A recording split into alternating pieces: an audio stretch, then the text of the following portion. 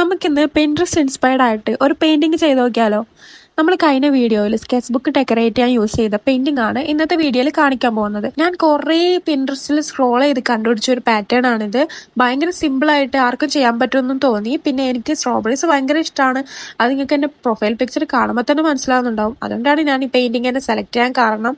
ഭയങ്കര ഈസി ആയിട്ട് വളരെ പെട്ടെന്ന് ചെയ്യാൻ പറ്റി. സോ ഞാൻ ബേസ് ചെയ്യാൻ വേണ്ടിയിട്ട് വാട്ടർ കളറാണ് യൂസ് ചെയ്തിട്ടുള്ളത്.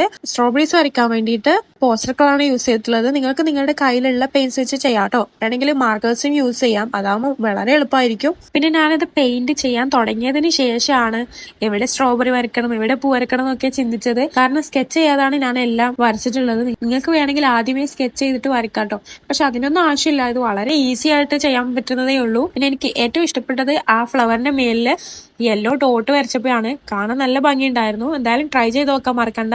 നിങ്ങൾക്ക് ഇത് പാറ്റേൺ പേപ്പർ ആയിട്ടും ചെയ്യാം, അല്ലെങ്കിൽ വേറെ എന്ത് രീതിയിലും നിങ്ങൾക്ക് ജേർണലിൽ ഡെക്കറേറ്റ് ചെയ്യാനോ അങ്ങനെ എന്ത് വേണമെങ്കിലും ആയിട്ട് യൂസ് ചെയ്യാൻ പറ്റും.